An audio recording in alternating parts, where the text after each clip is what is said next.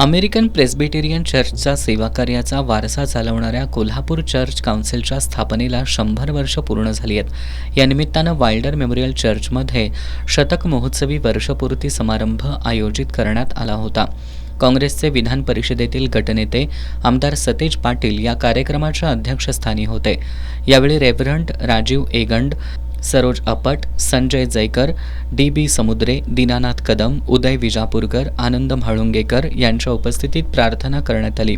यावेळी बोलताना आमदार सतेज पाटील यांनी कोल्हापूर चर्च काउन्सिल या सामाजिक क्षेत्रात कार्यरत संस्थेच्या शतकपूर्ती समारंभाला उपस्थित राहण्याची संधी मिळणं ही सन्मानाची गोष्ट असल्याचं सांगत काउन्सिलच्या कामाचं कौतुक केलं.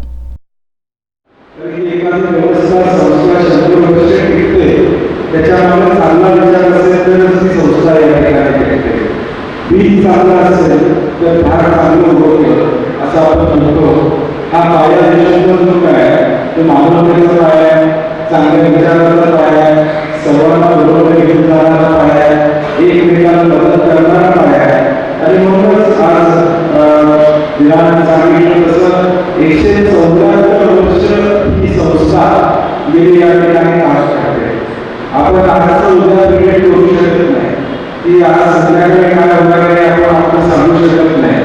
चालू मोटरसायकल आम्ही संध्याकाळी चालेल याची गॅरंटी आपण देऊ शकत नाही.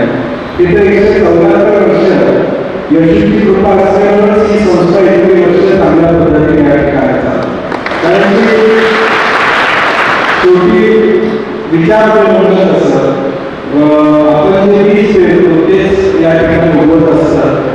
आणि त्या चांगल्या विचारांसाठी या संस्थेच्या माध्यमातून पेरले गेलेला हजारो लोकांना त्याचा लाभ त्या ठिकाणी मिळाला, आणि शाळा या माध्यमातून चाललंय आणि चर्चेसमध्ये चांगले प्रवचन लोकांना बरोबर घेऊन जाण्याचं काम या ठिकाणी होतं.